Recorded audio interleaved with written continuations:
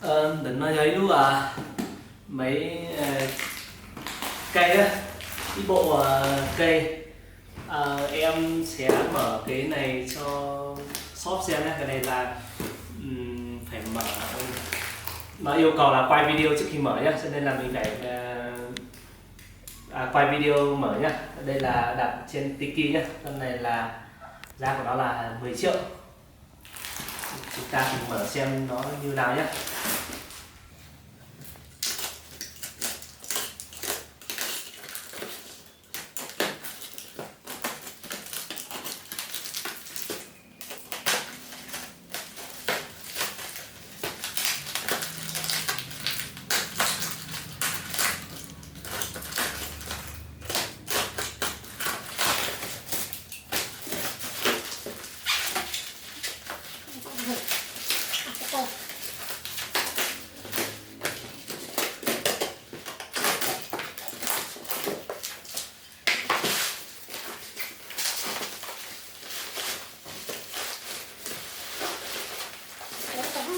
Đây là mới làm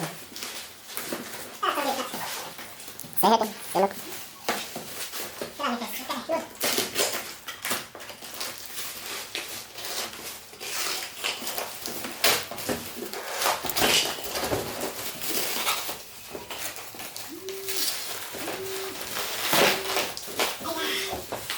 phần cây à. Đây là mình sẽ tiến hành bóc đây là Tiki cũng bọc rất là tất tất luôn. Nói rất là tất luôn nha.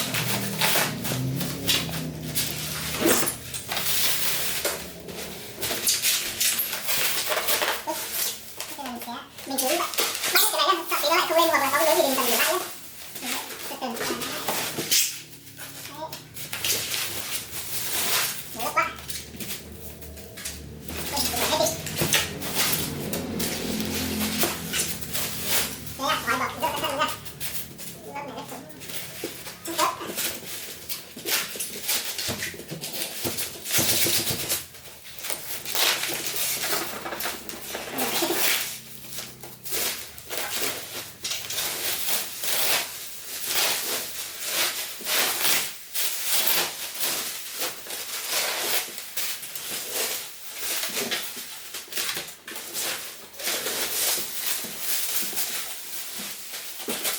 Đây là màn hình 24 inch.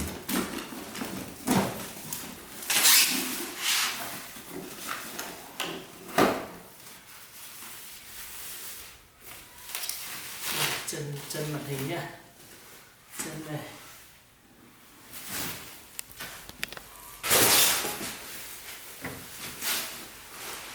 Chân màn hình này. Chạm sẽ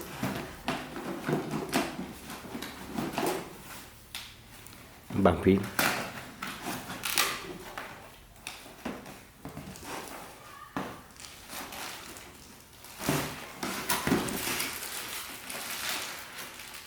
Chuột. Đây là chuột này. Đây là chuột, đây là bàn phím quá. Nhưng chưa biết thì mình bóc sau nhé, khả năng là bàn phím. Tặng chuột không dây à? Cái này là mình Cái đế à? sẽ lắp luôn đây.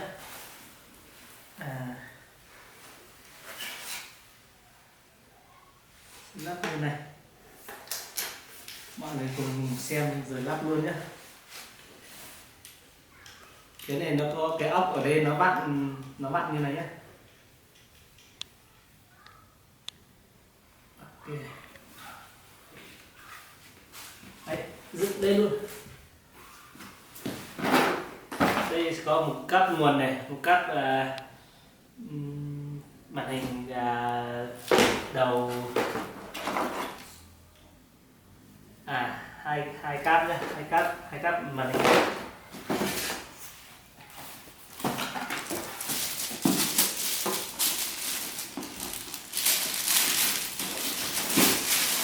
Đây là màn hình của mình đây. Màn hình cong. Đấy, đẹp chưa? Màn hình phẳng đều. Thế là màn hình phẳng đều. Ôi đẹp, đẹp thế. Màn hình này rất là xịn luôn nha. Màn hình này có cả USB này, đầu USB này, tai nghe này, rồi là cổng mạng các kiểu luôn nhá. Đấy, mình sẽ lắp luôn vào cái chân này nhá. Cái chân này lắp như nào này? Lắp một cái đằng sau cái ô vuông vuông này, lưng lắp để cái bạn lưng. vít thì sao đấy?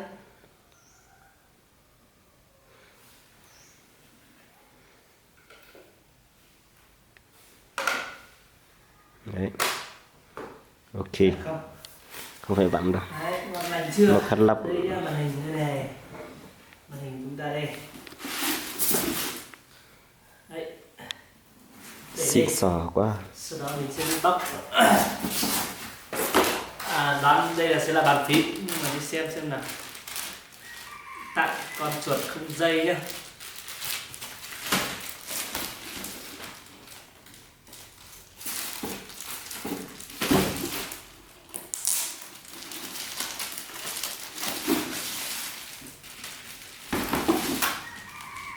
Bàn phím không dây luôn à? Bàn phím không dây rồi. Ôi, Cả bàn phím với cả bàn phím chuột không dây luôn. bàn phím với chuột nó ăn một chích đấy.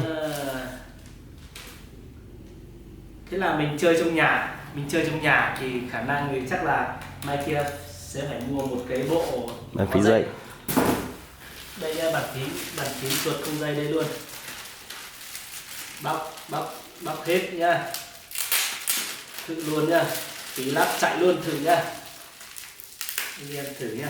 Con này, bộ này cũng giá tầm trung thôi. Anh chơi game tại nhà thôi nhá.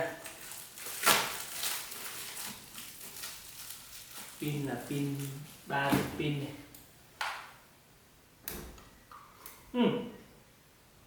này. Bóc trên. Chuột này Chuột này nó lại như này nha anh em nhá. Chuột này nó lại như này nhá, mình cứ tưởng hỏng nhưng mà thực ra không phải hỏng nhá. Chuột này nó lại như này cơ. một pin à, hai pin ấy. Một viên pin nhá, dùng một viên pin nhá, trong này nó tặng 3 viên pin nhá.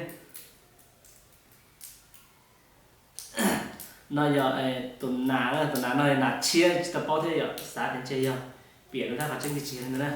Cái ô tô nó thò bên ngoài cho cái xếp của con lưỡi này. Đấy. Rồi. Lên rồi, này sáng nha. Ok, cái này tạm để đây.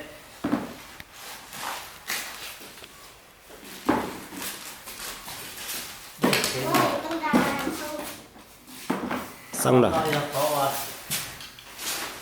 Bên bê luôn trên này đi. Bê con gà lên trên này đi. Bảo tí ra đấy, tí chú khác xuống đấy. Lúc này là bụi cây. Đấy, bụi cây.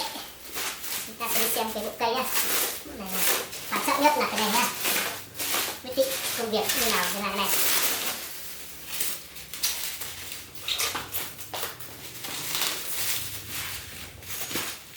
Đây là lúc cây đó, lúc cây bây giờ hơn mấy nhỉ? Mấy sách này gặp ta chứ.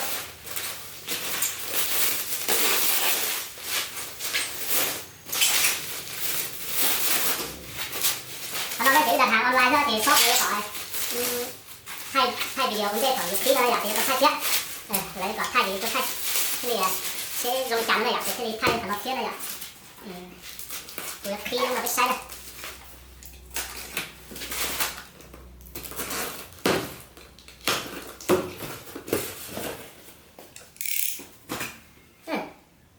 USB. Đây là tặng kèm ít tù bắt wifi nha, cái này là chip bắt wifi nha, rất là ok luôn. Tặng lót chuột này, cái này nhá, cái này là mình không nghĩ là họ sẽ gửi cho mình nhá, nhưng mà họ vẫn gửi cái này nữa nhá. Còn đây là một cái dây nguồn. Đấy. Cái bộ cây của mình là cái bộ cây bé này, điêu nhá.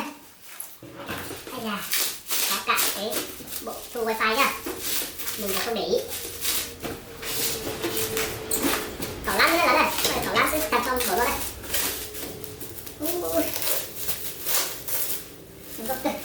Cái cỡ tiền đó lên đâu bây giờ, tắt tọt tiền đó cái không hài nữa, cái không như thế. Lúc này chỉ nó chỉ là yếu lọ không được nhá lúc này là yếu lọ đầu game một xí xíu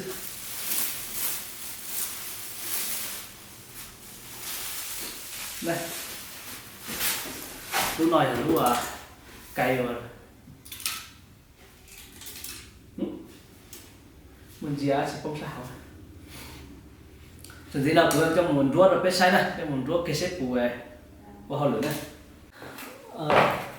của yêu mua bật cho bên xỉn này bây giờ đang để thấy đầy đủ rồi nhá sau đó ta sẽ nối điện vào nhé đây là cắt này hai cái nguồn điện này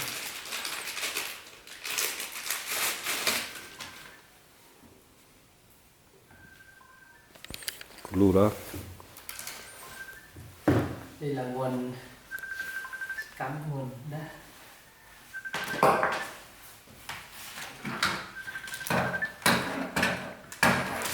hello chừng mua lắm máy tính rồi còn bây giờ được có số tiền rồi đấy.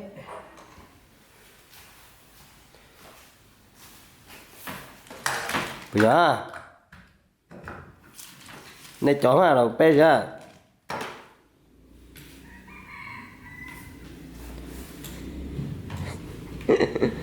chỉ là cho cô chỉ bỏ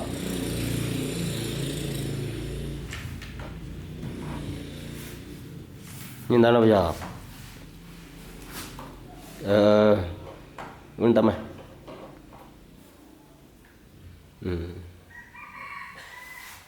đi tiêu ô thay chuột nó khu họ lử thế à khu nó cứ tin là bị bếp bụi chỉ họ là xong rồi xong rồi tôi ôm nó nối màn hình giờ màn hình từ cây về màn hình nhá cái việc bây giờ nó bếp nó nghề chỉ họ ga nó nhiều nhật chính nó khá là cho lấy một là ga giờ cuối giờ thế xin nó khá gì hay giờ cái tiếng này giờ nó nghe bên chạy để mà nó vừa ấy thả mà như là nhiệt chán này à nên vừa ấy thả mà nên mòn mà như yêu cầu còn muốn mà không được sống chỉ hiểu của sao mà giờ qua cứ tin mà giờ chúng nó chỉ dùng thái bé mà qua gió ôi không nhìn thấy lên màn hình rồi nhưng mà bây giờ đang nuôi cái cáp từ cây lên nữa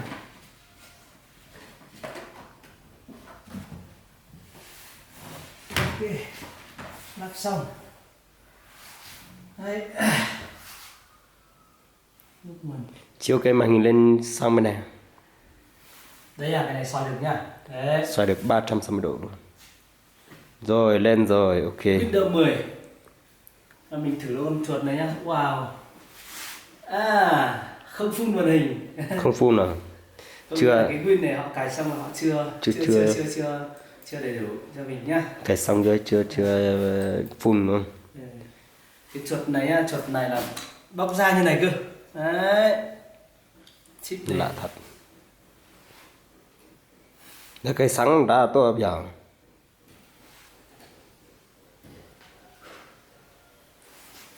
đấy cho vào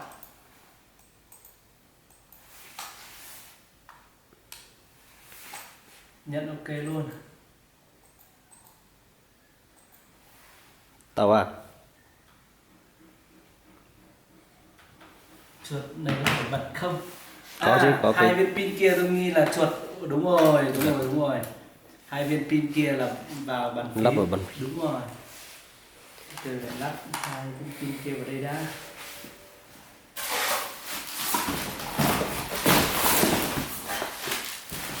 nâng coi thì nó khá nhóc vô hẳn rồi bây giờ á qua online ấy hư loại giàu về thân nó nghe mới là sao tông kết nối lọ cộng